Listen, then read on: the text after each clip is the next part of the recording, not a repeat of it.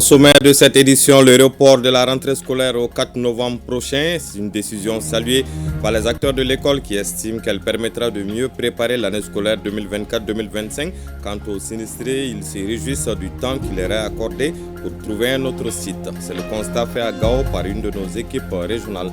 Le reportage à suivre. Le fonctionnement des agences des Nations Unies et les techniques journalistiques étaient au cœur d'une session de formation à l'intention d'une cinquantaine de journalistes.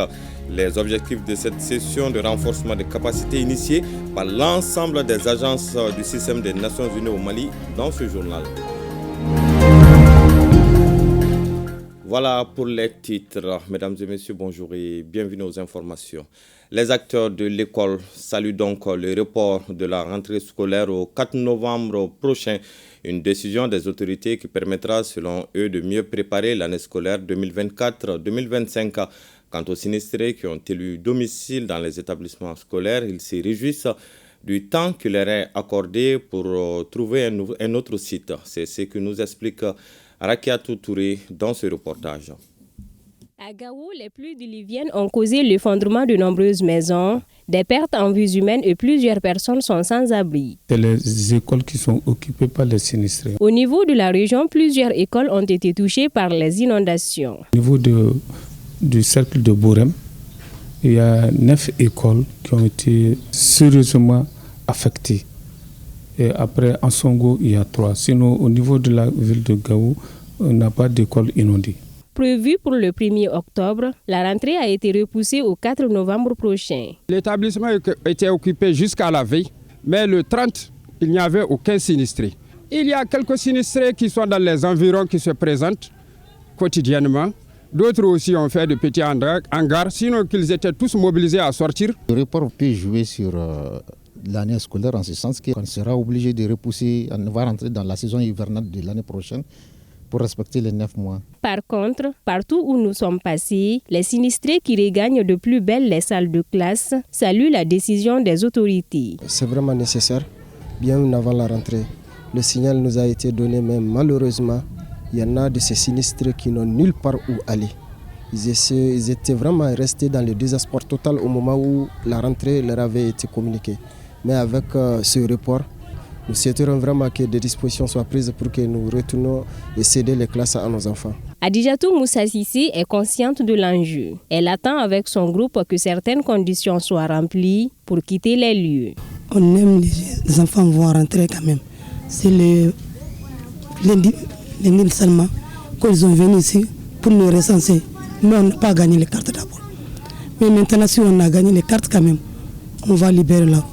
Le maire de la commune urbaine de Gao rassure que des mesures seront prises le plus tôt possible pour pallier les difficultés du moment. Dès qu'on avait dit que la rentrée scolaire n'y est plus pour cette fois-ci, et jusqu'au 4 prochain, donc je pense qu'il y a d'autres aussi qui ont pris l'initiative de retourner encore dans les écoles. C'est ce qui est en train de se passer et qui nous montre à suffisance que vraiment il va falloir prendre vraiment le taureau par le corps. Comptons quand même faire tout ce que nous pouvons. Sûrement avec les services techniques et plus les bailleurs qui sont en train de nous aider à faire pour les faire quand même revenir chez eux dans les meilleures conditions et dignement aussi. En tout cas, les communautés éducatives et occupants des salles de classe bénéficient d'un bonus d'une 30aine de jours pour permettre aux enfants de reprendre le chemin de l'école. Évaluer les progrès réalisés par l'État dans l'application de la loi 052 et formuler des recommandations à l'endroit des institutions, c'est l'objectif visé par le programme She Leads au Mali à travers l'organisation d'un débat télévisé. En prélude à ce débat, les participants ont eu droit à une séance de coaching suivie pour nous par Seydou Traoré. La réalisation du débat télévisé du programme Chidli au Mali se fera entre les représentants des organisations de la société civile dirigées par les filles et jeunes femmes, les institutions et les responsables politiques.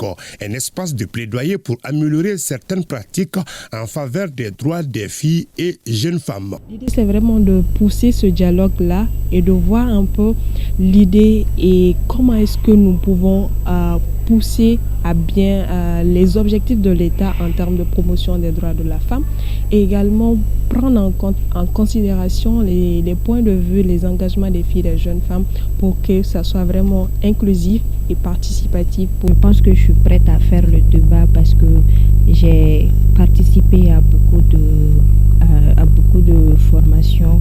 J'ai eu à faire des causeries avec des gens, des membres du terrain de basket. Le débat télévisé attendu va soutenir les messages de plaidoyer à l'intention des décideurs au plan national, régional et international. Il permettra également de renforcer l'implication des acteurs pour la promotion des droits humains. C'est un projet qui vise à renforcer les capacités des filles, les jeunes filles et les jeunes femmes en vue de leur implication dans les prises de décision. Donc nous sommes en train d'aller vers la retraite. Donc il faudrait que la relève soit assurée. Ce débat se réalisera sur ORTM 1. Il est soutenu par le réseau Chidli Mali, une organisation qui regroupe ORAGELF, Plan International et l'ONG Terre des Hommes.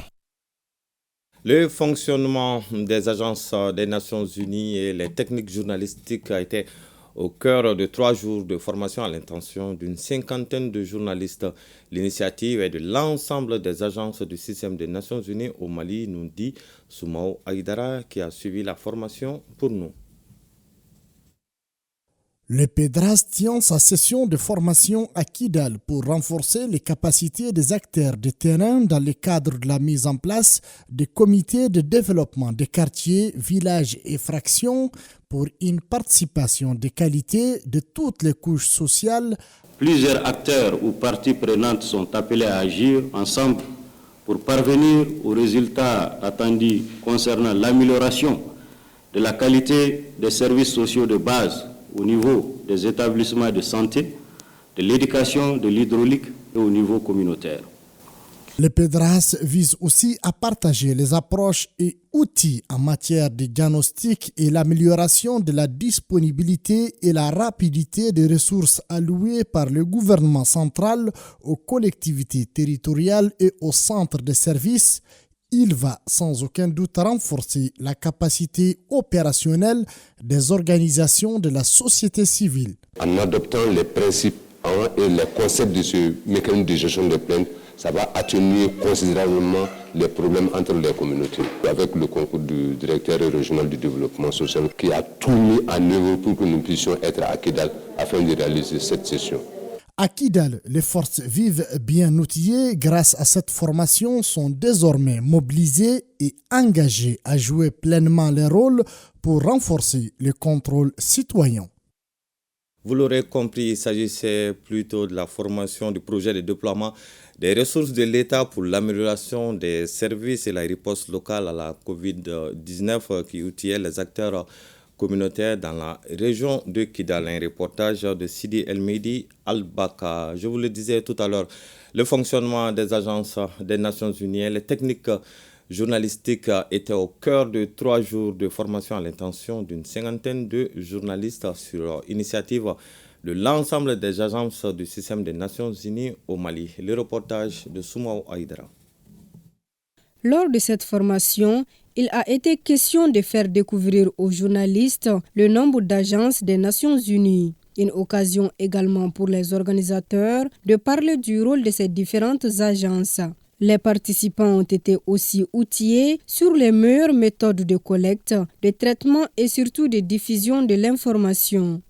Alors, ces 3 jours d'atelier, ils ont permis de comprendre le mandat des Nations Unies au Mali. Les Nations Unies ont 18 agences. Également, nous avons aussi compris que dans un contexte de crise, comment est-ce qu'il faut informer la population. L'objectif de cette formation aussi, c'est d'apporter des informations basées sur les faits, sur les réalités qui existent et pouvoir aider à communiquer et développer cette relation entre les Nations Unies et la communauté des médias. Durant 3 jours, plusieurs activités ont été menées en lien avec les Nations Unies et le journalisme. Nous avons fait des travaux de groupe qui ont permis de simuler une réunion de l'équipe pays des Nations Unies ici au Mali. On est passé aux travaux de renforcement de capacité en technique de journalisme dans le journalisme sensible aux conflits pendant les conflits, le journalisme sur le plan humanitaire et le développement, et également les principes éthiques du travail de journaliste. À la fin de cette rencontre, les organisateurs ont exhorté tous les participants à être impartials dans le traitement de l'information. Un mot de défense et de sécurité avec les nouvelles des opérations des FAMA. Elles viennent de neutraliser des unités militaires et des colonnes de véhicules. Les précisions sur cette opération avec Abdoulaye Sakou. Le deuil est devenu le quotidien des groupes armés terroristes. Ils ne comptent plus leurs morts. L'ange de la mort qui se charge de les envoyer vers le repos éternel se nomme vecteur aérien des forces armées maliennes. Ainsi, dans le cadre de ces missions de surveillance du territoire, des unités militaires ont identifié et neutralisé une colonne de véhicules appartenant à des groupes armés terroristes à mi-chemin entre les localités de Tinès-Sako et Tenzawaten le 4 octobre 2024. Cette colonne composée de pick-up et d'un camion chargé de munitions et de carburant transportait un grand nombre de combattants armés. Grâce au travail minutieux de ces services de renseignement, plusieurs convois ont été repérés simultanément. La colonne ciblée a été détruite après une observation prolongée en raison du suivi de suspects identifiés dans la région. L'état-major général des armées rassure la population que ces efforts se poursuivront avec détermination pour garantir la sécurité des citoyens sur l'ensemble du territoire national. Les FAMA restent mobilisés et engagés dans cette lutte sans relâche contre le terrorisme. Sur un tout autre sujet, à Caille, les acteurs du cadre de concertation, de suivi et de mise en œuvre des conventions locales de gestion des ressources naturelles dans la région se sont réunis pour la validation du règlement intérieur du cadre de concertation. C'est une initiative du projet régional d'appui au pastoralisme au Sahel, phase 2, composante 2, qui s'articule autour de la sous-composante sécurisation de l'accès aux ressources naturelles et gestion durable des paysages. Balkissa Sadibou Chérif Aïdara pour le reportage. Le projet régional d'appui au pastoralisme au Sahel, phase 2, PRAPS 2 Mali, contribue à renforcer la participation et l'implication des acteurs locaux dans la gouvernance des ressources naturelles de la région de Caille. Il s'agit des ressources en lien avec les ressources agricoles, notamment la terre, la pêche, la foresterie, la cueillette, la chasse et également, surtout dans la région de Caille, les ressources naturelles liées à l'orpaillage, liées à l'exploitation de certaines ressources qui produisent de la terre. Au menu des échanges de la présente rencontre, la validation du règlement intérieur du cadre de concertation, de suivi et de mise en œuvre des conventions locales de gestion des ressources naturelles. Les activités du cadre sont pilotées par le Conseil régional de Caille. Nous allons prendre une décision pour la mise en œuvre, voir les conventions locales qui existent, puis actualiser aussi certaines conventions qui ne sont pas en activité. Il y a les conflits un peu par-ci, par-là. Donc voir maintenant si on peut encore créer des nouvelles conventions pour pouvoir apaiser la tension au niveau de la région de Caille. Participent à cette rencontre les services techniques, la municipalité et les démembrements de la société civile de Caille. Lancement hier à Sikasso de la foire annuelle locale sur les produits wash et de nutrition du secteur privé communal. L'objectif est de favoriser la nutrition à travers la promotion des produits locaux. La foire est organisée par la direction régionale de l'artisanat en collaboration avec la mairie. Elle bénéficie de l'accompagnement du projet Rush to Ground financé par les Pays-Bas. Le point de la cérémonie de lancement avec Moustapha Doumbia et Taïrou Konate. Des prestations d'artistes musiciens et des sketchs sur l'importance de la transformation des produits locaux pour marquer le lancement de la foire annuelle locale sur les produits wash et de nutrition du secteur privé communal. C'est une initiative du projet Rush to Grow, mise en œuvre par un consortium d'ONG dont Amadecom et World Vision. Ce projet vise à faire le plaidoyer en voulant influencer les décideurs à mieux prendre en charge la nutrition dans les politiques, plans et budgets. Aussi, ce projet met un accent particulier sur la communication l'information, le renforcement des capacités des acteurs du secteur privé. La foire est organisée en collaboration avec la mairie de la commune urbaine de Sikasso et la direction régionale de l'artisanat. L'édition 2024 enregistre la présence d'une trentaine d'exposants. Ils nous ont donné beaucoup de formations sur la transformation aussi et des formations aussi pour lutter contre la malnutrition. Pour faire face aux causes sous-jacentes de la malnutrition, les interventions doivent être multisectorielles. En conjuguant nos efforts, nous pouvons faire face aux besoins de nos comités en matière de nutrition. La visite des stands a mis fin à la cérémonie de lancement de cette foire qui dure 3 jours. L'Office central de lutte contre l'enrichissement illicite au CLEI sensibilise les élus et les représentants des organisations de la société civile de Ségou sur leur rôle et responsabilité dans la lutte contre la corruption et l'enrichissement illicite. Les détails avec Fousseini Samake et Issaba. Le pot de vin, l'extorsion, le trafic d'influence, le détournement de fonds sont entre autres manifestations du phénomène de la corruption devenue systémique au Mali. C'est pour sensibiliser les représentants des organisations de la société civile et élus de la région de Ségou que l'OCLEI initie ce présent cadre d'échange sur ces phénomènes. La présente activité est initiée pour répondre à ces graves préoccupations et se fixe comme objectif de vous informer et de vous sensibiliser sur les conséquences néfastes de la corruption et l'enrichissement illicite dans vos milieux de travail. Ainsi, ces acteurs régionaux sont mieux outillés sur les instruments juridiques de lutte contre la corruption, la transparence, l'éthique et la redevabilité dans la gestion des fonds publics. À travers ces échanges, nos connaissances sont vraiment renforcées. Nous ferons tout pour inverser cette tendance. Il est donc important pour nous de mettre en place des moyens nous permettant de nous éloigner de ces cancers qui gangrènent notre société et d'accompagner l'OCLEI dans ses actions de tous les jours pour inverser la tendance au profit d'une gouvernance vertueuse. En recevant l'écharpe de l'OCLEI, les autorités ségoviennes se sont engagées à jouer pleinement leur partition dans la lutte contre ce fléau qui constitue un véritable obstacle pour le développement local. Restons à Ségou pour parler cette fois du lancement de l'opération de reboisement tenue dans les locaux de l'université. Ce reboisement va concerner l'université de Ségou et le village de Douga dans la commune rurale de Sakoiba. Et c'est 1000 manguiers qui seront mis à terre. Les détails avec Abdourahman Sinkare et Bakari Traoré. 1000 manguiers pour l'université de Ségou et le village de Douga et environ. Pour cette activité de reboisement, 300 pieds seront plantés dans la cour de la dite université. Située dans la commune rurale de Seboukou, 500 pieds à Douga, dans la commune rurale de Sakoiba, et le reste des pieds d'arbres pour des villages voisins de Douga.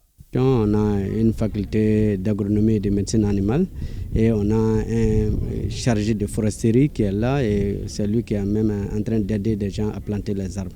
Et c'est lui qui va suivre avec ses étudiants comment vraiment faire de telle sorte que ces arbres peuvent survivre et servir l'université.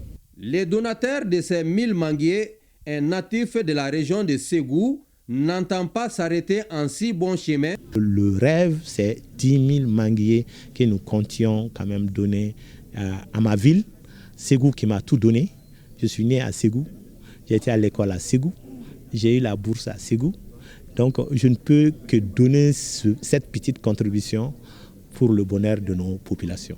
Plusieurs témoignages ont été faits sur le dévouement de l'initiateur pour l'épanouissement de la population. Les travaux de la 27e convention locale de la Jeune Chambre internationale de Mopti se sont déroulés du 27 au 28 septembre 2024. Au cours de ces assises, plusieurs activités ont été menées, au nombre desquelles la présentation du bilan du comité local directeur sortant et l'élection d'un nouveau bureau pour le mandat 2025. Le reportage de Boubacar Sankari. Au terme des travaux de la 27e convention locale de la Jeune Chambre internationale de Mopti, un nouveau comité local directeur dirigé par Brema Dolo a été mis en place. Le nouveau président, qui prendra fonction en janvier 2025, compte mener plusieurs activités au cours de son mandat. Le projet brassage des communautés et la valorisation de nos pas de danse. Le projet reconnaissance envers le jeune, d'où mon slogan qui dit « Aimons-nous vivants ». Brahima Dolo succède à Sadio Bari, dont le bilan est déjà jugé satisfaisant. Le projet Fouroussiri, qui a permis de marier 10 couples à l'état civil. Nous avons également apporté notre soutien aux déplacés internes en leur fournissant les kits alimentaires. La famille de la jeune chambre s'est élargie. Ses nouveaux membres se sont engagés à travers une prestation de serment à respecter les principes et la philosophie de l'organisation. Cette convention est une opportunité unique pour réfléchir collectivement à comment nous pouvons, en tant que leader actif, mieux servir nos communautés. Le thème de cette convention est la GCI Mopti s'engage pour la promotion de l'entrepreneuriat et l'autonomisation des jeunes leaders.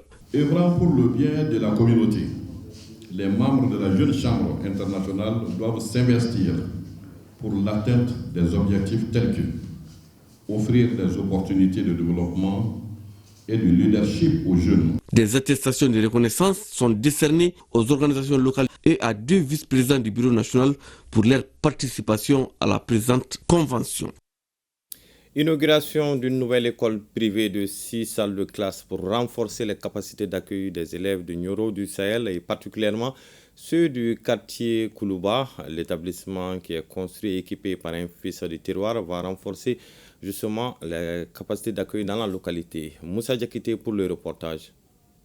L'école privée Cheikh Sidiya School, qui a été inaugurée ce 1er octobre 2024, se situe en plein cœur du quartier Koulouba sur la route de l'IFM et contribuera sans nul doute à enlever une grosse épine du pied des centaines de parents d'élèves de la zone, obligés jadis de parcourir des distances énormes pour les besoins scolaires de leurs enfants. J'ai eu l'idée de créer une école pour vraiment rapprocher l'école à la population, renforcer l'éducation et puis le développement de notre région. J'aimerais que les familles, les parents inscrivent leurs enfants pour l'avancement de l'école. Après la coupure du ruban symbolique par les autorités présentes, ce fut la visite guidée des locaux qui comprennent une direction bien équipée, un secrétariat, une salle informatique, une salle de documentation, 6 salles de classe ventilées et un bloc de 4 latrines. Au nom des populations de Nioro, du conseil communal, nous disons merci au promoteur qui a songé au bien-être de nos enfants. Car nos enfants parcouraient des kilomètres pour aller en ville. Merci monsieur le promoteur Mohamed Ndiaye. Monsieur le promoteur Mohamed Ndiaye a voulu contribuer en apportant sa pierre dans l'édification du Malikoura. Déjà au vu de l'infrastructure, ça rassure. C'est ce qui met fin à ce journal. Prochain rendez-vous avec l'information, c'est à 20h avec Khadija Toukone. Quant à moi, je vous donne rendez-vous demain 13h avec le même plaisir.